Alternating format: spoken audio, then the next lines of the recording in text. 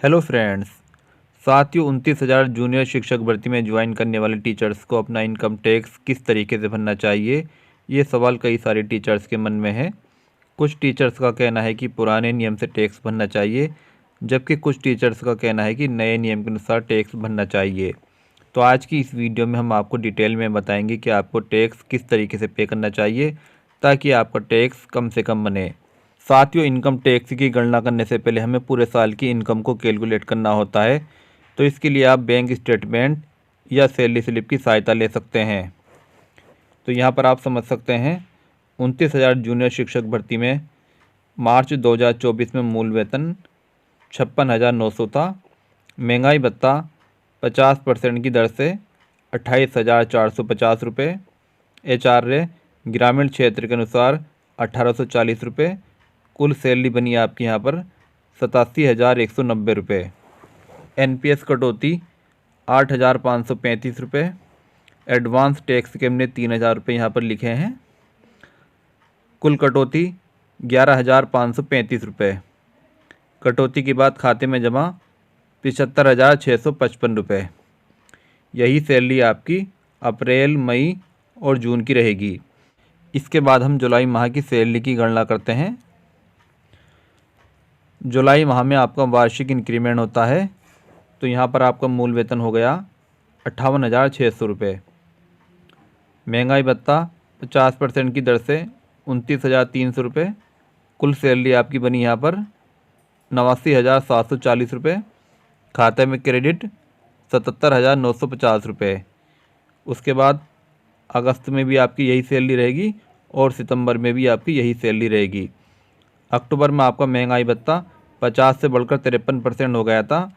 तो यहाँ पर आपकी कुल सैलरी बनी 91,498 रुपये। खाते में जमा 79,532 रुपये। यही सैलरी आपकी नवंबर और दिसंबर की सेम रहेगी। जनवरी 2025 में हमने इनकम टैक्स यहाँ पर शो नहीं की है, इसलिए कुल कटौती 8,966 रुपये। खाते में जमा 82,532 रुपये। यही सैलरी आपकी फरवरी माह की रहेगी। उसके बाद यहाँ पर हम बोनस के ऐड करते हैं 6,908 रुपये। उसके बाद बकाया DA 46 से 50% के बीच 4,552 रुपये और 50 से 53% के बीच बकाया DA 5,274 रुपये। तो यहाँ पर हम चारों को ऐड करते हैं। चारों को ऐड करने के बाद कुल सैलरी यहाँ पर हमारी बनती है 10,92,204 रुपये।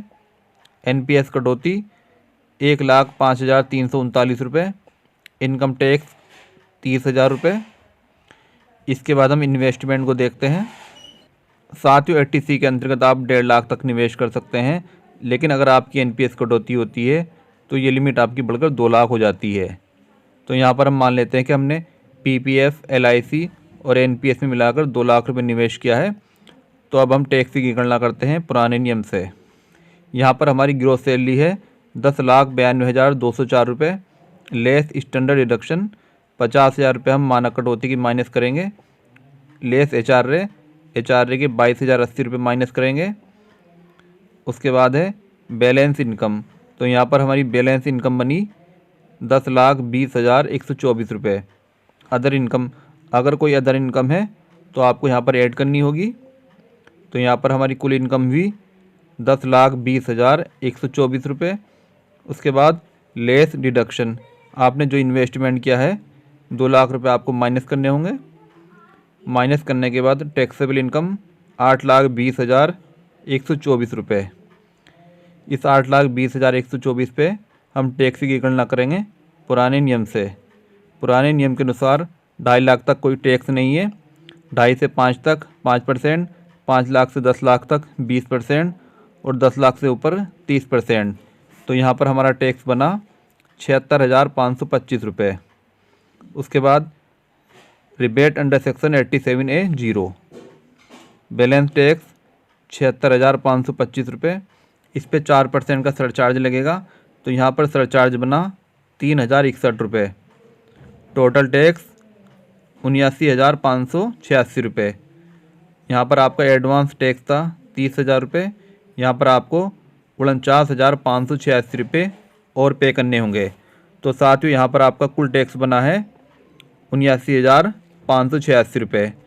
अब हम नए नियम के अनुसार समझते हैं। यहाँ पर हमारी ग्रॉस सैलरी है 10,92,204 रुपये less standard deduction. Standard deduction के 75,000 रुपये माइनस करेंगे। ओल्ड टैक्स स्लैब में ये लिमिट आपकी 50,000 थी, लेकिन न्यू टैक्स स्लैब में ये लिमिट आपकी 75,000 हो चुकी है। उसके बाद आपने कितना भी निवेश किया हो, यहाँ पर आपको कोई बेनिफिट नहीं मिलेगा। तो यहाँ पर आपकी टैक्सेबल इनकम हुई 10,17,204 रुपये। यहाँ पर हम टैक्स की गणना करेंगे। सबसे पहले हम न्यू टैक्स स्लैब को समझते हैं। न्यू टैक्स स्लैब के अनुसार 0 से 3 लाख तक 0, 3 से 7 लाख तक 5%, 7 लाख से 10 लाख तक 10%, 10 लाख से 12 लाख तक 15%। तो यहाँ पर हमारी कुल इनकम है 10,17,204 रुपये। इस पे हमारा टैक्स बनेगा 47,581 रुपये। यहाँ पर हमारा सरचार्ज लगेगा 4%, 1,903 रुपये। कुल टैक्स हमारा हुआ 49,484 रुपये। यहाँ पर हमारा एडवांस टैक्स था 30,000 रुपये। यहाँ पर हमें 19,484 रुपये और पे करना होगा।